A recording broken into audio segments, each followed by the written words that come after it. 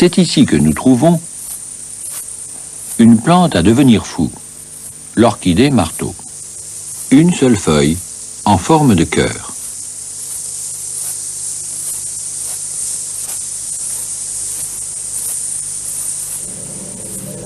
Il faut d'abord vous raconter l'histoire d'une guêpe, dont la femelle passe le plus clair de son temps sous terre. Pour cela, elle a dû abandonner ses ailes, gênantes pour creuser. Au moment des amours, elle sort de terre et grimpe sur une plante le plus haut possible pour attirer un mâle qui, lui, a conservé ses ailes. Arrivée en haut, elle émet un parfum aphrodisiaque et elle attend. Arrive son mâle, qui l'attrape, l'emmène en l'air, où il s'accouple, tout en la promenant de fleur en fleur, pour lui offrir en même temps son repas de noces et son baptême de l'air. En fait, l'unique vol et l'unique repas de sa vie.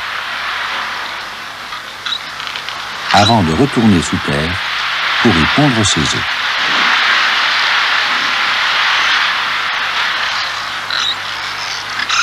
On la voit toute petite, sous le ventre du mâle. Mais que vient faire dans tout ça l'orchidée marteau? Eh bien voilà. Ayant repéré ses amours de guêpe, elle a modifié ce fameux pétale séducteur de toutes les orchidées, le labelle, pour le faire ressembler à la femelle de la guêpe. Le mâle de la guêpe est d'autant plus abusé que l'orchidée diffuse, grâce à des glandes cachées entre les poils, une copie exacte du parfum d'amour de sa femelle. Il arrive pour l'emmener en l'air.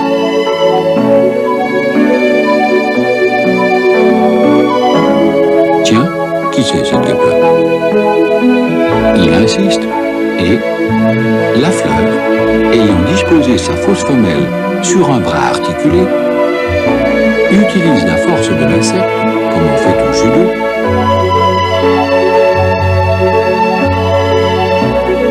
pour le projeter là où elle a disposé ses propres organes sexuels.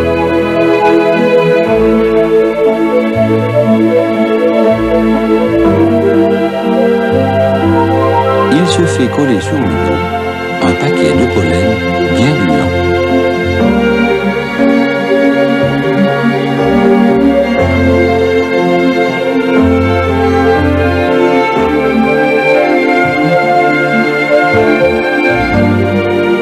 Et il l'emportera pour aller féconder une autre orchidée marteau.